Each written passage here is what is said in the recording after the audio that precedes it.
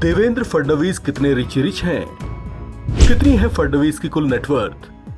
कहां पर है फडणवीस की संपत्तियां?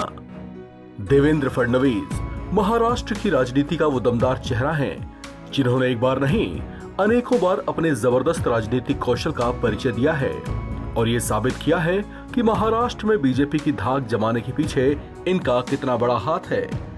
एक दौर ऐसा भी रहा जब महाराष्ट्र के मुख्यमंत्री रह चुके देवेंद्र फडणवीस ने पार्टी प्रथम की नीति पर चलते हुए आला कमान के निर्देश पर सीएम पद छोड़ डिप्टी सीएम का पद ग्रहण कर लिया था।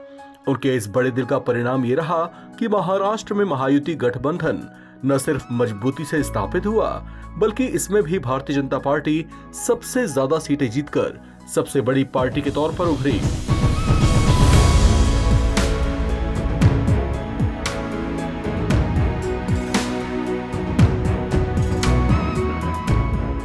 22 जुलाई 1970 को नागपुर में जन्मे देवेंद्र फडणवीस शरद पवार के बाद महाराष्ट्र की राजनीति में दूसरे ऐसे नेता हैं जिन्होंने 44 साल की उम्र में ही साल 2014 में पहली बार सीएम पद की शपथ ली थी।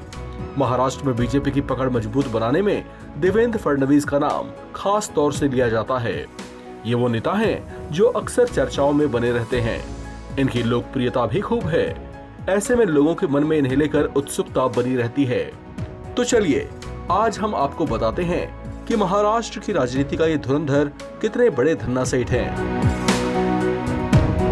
साल 2024 के महाराष्ट्र विधानसभा चुनाव के लिए नागपुर साउथ वेस्ट सीट से अपना नामांकन दाखिल करते समय इन्होंने अपनी संपत्तियों से संबंधित जो हलफनामा दिया था, उसके मुताबिक देवेंद्र फडणवीस के पास कुल 13 करोड़ 27,47,750 रुपए की चल अचल संपत्ति है, जिसमें से इनके पास 7 करोड़ 63,22,725 रुपए की चल संपत्ति है, जबकि इनके पास 5 करोड़ 64,25,000 रुपए की अचल संपत्ति है।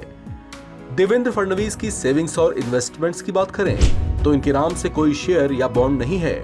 हालांकि इनकी पत्नी ने शेयर्स और बॉन्ड्स में कुल 5 करोड़ 62,59,031 रुपए का इन्वेस्टमेंट किया हुआ है। 2024 में नामांकन भरने तक डिप्टी सीएम देवेंद्र फडणवीस के नाम से 17,70,607 रुपए के एनएसएस पोस्टल सेविंग सर्टिफिकेट्स थे, जबकि इनके परिवार के सदस्यों के पास अलग अलग कुल 16,10,000 रुपए की बीमा पॉलिसीज हैं। 2024 के हलफनामे के मुताबिक देवेंद्र फडणवीस की पत्नी की ओर से अग्रिम राशि या व्यक्तिगत लोन के तौर पर 62 लाख रुपए दिए गए थे। वहीं अगर देवेंद्र फडणवीस और उनकी पत्नी की ज्वेलरीज की बात करें तो इनके नाम से कुल 58,55,000 रुपए मूल्य की ज्वेलरीज हैं।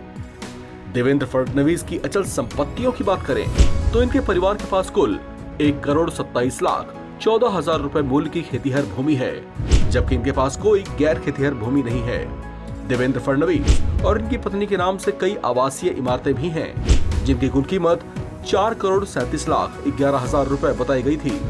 इनके नाम से कोई कमर्शियल बिल्डिंग नहीं है। इनके लोन या देनदारियों की बात करें तो 2024 में नामांकन दाखिल करने तक इन पर कुल 62 लाख रुपए की देनदारियां थी। तो कुछ ऐसे हैं देवेंद्र फडणवीस।